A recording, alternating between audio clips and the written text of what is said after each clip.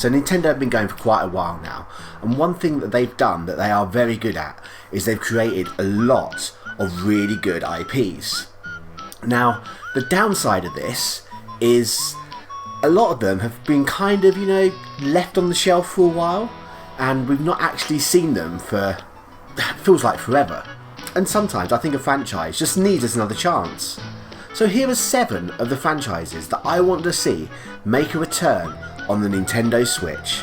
And if you're new here, why don't you head down to that subscribe button. Before we get started, I know I said there was 7, but it was really hard to choose, so I've got a couple of honourable mentions. Well, 3. The first honourable mention is a game that appeared on the Game Boy in 2001, Kuru Kuru Kurin. From there, I would also like to see Punch-Out! And finally, honourable mentions, we have Excite Bike, with the N64 version being really rather good.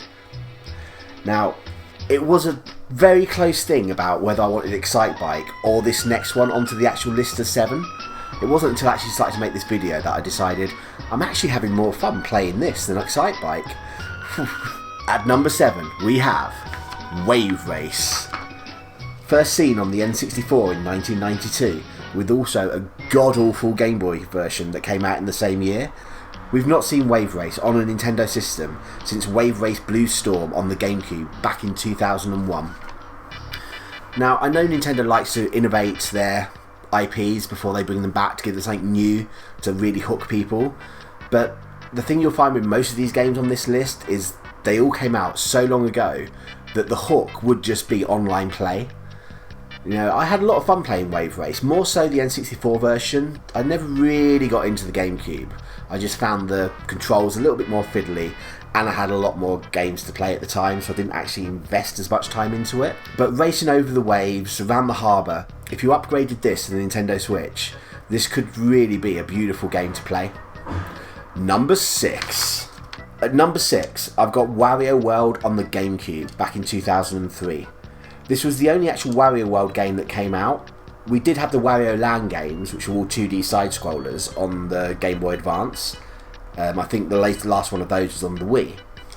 So Wario World, if you've not played it before, it's kind of Nintendo's take on a side-scroll and beat-em-up, where you take control as Wario on a quest for treasure, like always, and beat up everything along the way.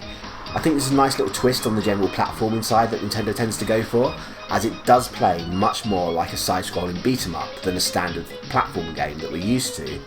The fact that we've combined the 2 elements just gives that little Nintendo twist to the genre, so I would like to see another one, please.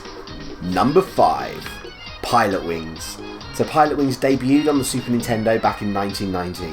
Then we had a Nintendo 64 version in 96, and the last time we've seen Pilotwings on a Nintendo system was the 3DS back in 2011. So what is there to say about Pilotwings? It's its own unique game. Little trials, trying to get the better score. This is perfect for the Nintendo Switch pick up and play functionality. Quick little burst of the game, trying to beat your high score, trying to unlock other things. The N64 version really added to the game. It added some of the best mini games that I've ever played. The cannon mini game where you just shot yourself out the cannon and tried to hit landmarks. It was just joy to play. So I think it's about time that we saw Pilotwings make a return. Number 4. Okay, I mean this is one of the more popular ones that I would say is FZero. FZero debuted on the Super Nintendo back in 1990. We've had numerous games on the Game Boy Advance, with an N64 version and a GameCube version. Where's F-Zero? I know it's not been forgotten because Captain Falcon is still there in Smash. All we need is a new F-Zero. Online play would be absolutely perfect. I know Mario Kart is the racing game money-making franchise at the moment, but just a pure racing game with online play, it would be good. I mean, I wouldn't ever win, and I'd probably get very upset all the time. But if you had the online so that you got matched up with people at your own sort of skill level, I think it would be a really, really good game. We don't need any other sort of big hooks for this. Just Grand Prix, time trials, and what more do you want from an F-Zero? Number 3. Doshin the Giant.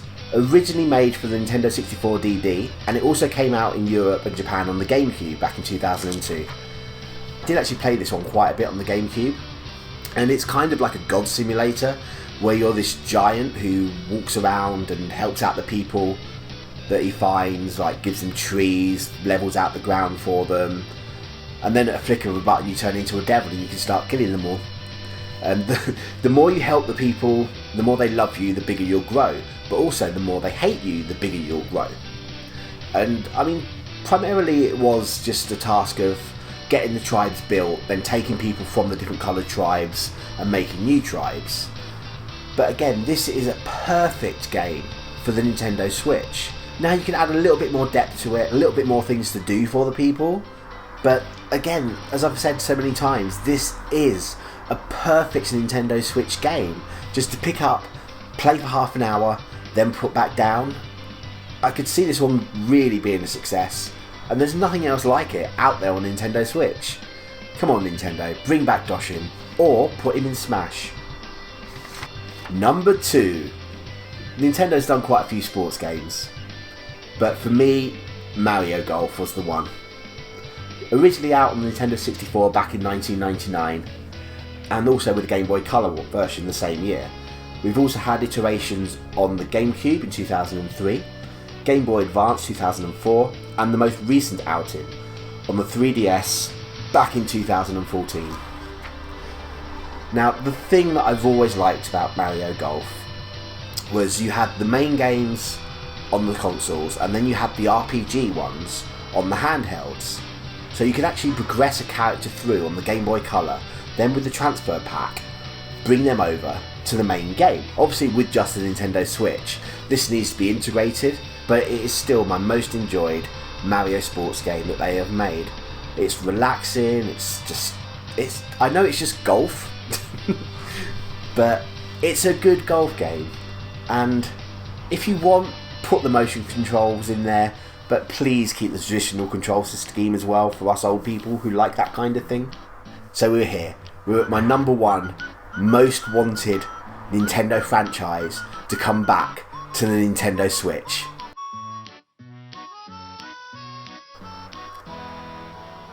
It's Duck Hunt. Now, just hold with me. Now, I'm not talking about a light gun game for the Nintendo Switch, because let's face it, in portable mode that would be absolutely ridiculous. What I'm talking about is using the character Dog and Duck. You know, he's in Smash and he's got his own personality. 3D platformer with them. I know at first glance you're looking at like, hang on, this is just ripping off Banjo-Kazooie, a bear and a bird. I know you've got a dog and a bird. Yes, I know it kind of is, but I honestly think that we need to get some more IPs out there for 3D platform collectathons. And it's just like, to me, in my mind, it makes perfect sense to use Dog and Duck in one of these games. And if you wanted an added twist, use Rob the Robot as well. So you've got 3 playable characters out on a quest to save the Earth, each with vastly unique playstyles. I mean, what's not to like about that? So there are my top 7 games that I'd like to see make a return to the Nintendo Switch. What games would you like to see come back to the Nintendo Switch? Why don't you head down to those comments and let me know. And while you're there, hit that subscribe button, and if you liked the video, press like. Until next time, I've been Ninqueso. Catch you later. So what I want to go over today is 6 of the top IPs that I want to see make a return to the Nintendo Switch.